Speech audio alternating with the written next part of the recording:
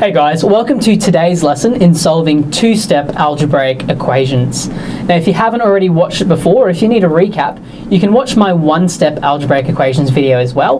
That will be a good little refresher before we get started on some more complicated examples today. Alright, so when we solve a two-step algebraic equation, it boils down to these two steps here. The first thing we need to remember is that we are trying to isolate the variable. And all that means is that we are trying to get x here completely on its own and remove any numbers around it. And the way that we get x on its own is by applying the inverse operations to both sides of the equation. And if you remember, our inverse operations are the opposites. So the opposite of addition is subtraction, and the opposite of multiplication is division. So with example 1 here, we have 2x plus 3 equals 13. The first thing we need to look for is an operation. So can we see an addition, subtraction, multiplication, or a division? And looking at our example, we can very clearly see a plus 3. So our first step is to do the inverse, or the opposite of plus 3. And in square brackets, the opposite of plus 3 is to subtract 3.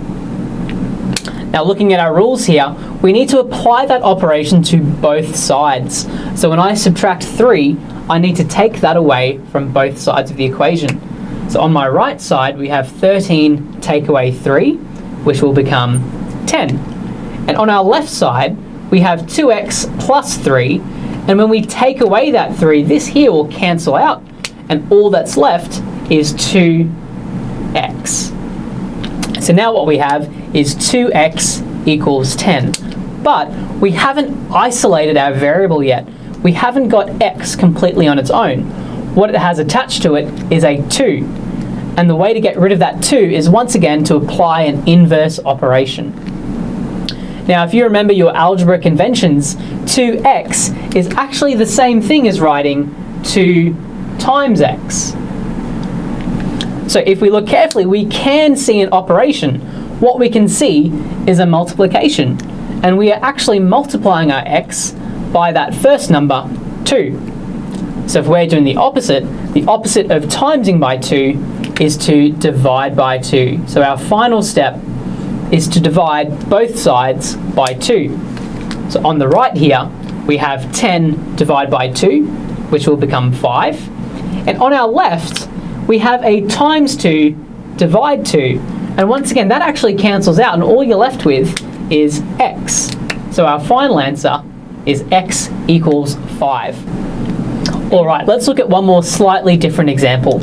Example 2 here, we have 5x take away 20 equals 10. Now, our very first step is to try and find an operation. So do we have a plus, minus, times, or divide somewhere in that equation?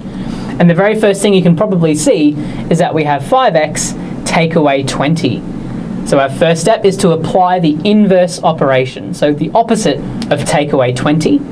In square brackets, the opposite of take away 20 is to plus 20. And we need to plus 20 to both sides of the equation. So on the right here, we have 10 plus 20, which will be 30. And on the left, we have minus 20 plus 20, which will cancel out.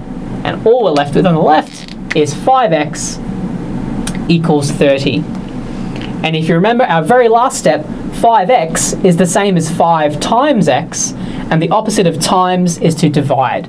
So when we apply our inverse operation, we are dividing by that first number, 5. So if we do that to both sides, on the right we have 30 divided by 5, which will become 6. And on the left, we have 5 divided by 5, which is technically 1, but we don't write 1x. All we're going to write is x equals 6. And that's our final answer there. Okay, let's work through 3 of these two-step algebraic equation questions. If you would like to, you can pause the video right now and jump ahead and finish these 3 questions on your own. And if you would like some help, I'm going to work through these right now so you can stay tuned and we can work through it together. So question 1, we have 2y plus 3 equals 5. Our very first step is to find an operation in there and then do the opposite. So what we can see first of all is 2y plus 3. So our first step is to do the opposite of plus 3, which will be minus 3. So we're going to subtract 3 from both sides. The right side is going to become 2, 5 take away 3. And on the left side, plus 3 minus 3 cancels out. So we're left with 2y equals 2. Now our final step, as we remember, 2y is the same as 2 times y, and the opposite of times is to divide. So we're going to divide by that first number, the coefficient, which is 2. So 2 divided by 2 on the right is going to become 1, and 2y divided by 2, that 2 will cancel out, and we're left with y equals 1. So hopefully you got that for question 1. I'm going to jump straight ahead into question number 2. 3g take away 4 equals 8. Exactly the same steps. We try and find an inverse operation. What we can see is 3g take away 4. So we need to do the opposite of take away 4, which is to plus 4 to both sides. So our right side is 8 plus 4, which is going to become 12. And on our left side, we have take away 4 plus 4, which cancels out, and we're left with 3g equals 12. Now our final step is to do the opposite of 3 times g, and the opposite of times is to divide. So we're going to divide by that first number, the coefficient, which is 3. So finally, our answer, 12 divided by 3, will be 4, and 3g divided by 3 will cancel the 3 out, which just leaves g equals 4. So hopefully you got that for question 2. Now question 3 again is the same steps, but it's slightly more complicated because of some negatives that I've thrown in there. But if we follow those steps, we can't go wrong, as long as you know your negative rules. So 4x take away 5 equals negative 9. First step, do the inverse operation. We have 4x take away 5. The opposite of take away 5 is to add 5. So let's add 5 to both those sides. On the right side, we have negative 9 plus 5. So if we're starting down in the negative 9 and we're moving up 5 places, we're going to still be in the negatives, but we're going to move up to negative 4.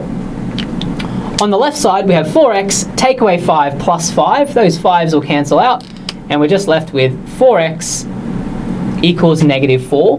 And our final step, to get rid of that 4x, we need to divide by 4. So our final step, divide by 4, will give us an answer of negative 4 divided by 4 is negative 1, and 4x divided by 4, our 4s will cancel out, and we're left with x equals negative 1. Just remember your negative rules. Negative 4 divided by 4. 4 divided by 4 is just 1, but because it's negative 4, our answer will be negative 1. So hopefully you found those questions all right. If you would like some more complicated examples, you can click over to solving complex algebraic equations and give yourself a bit of a challenge.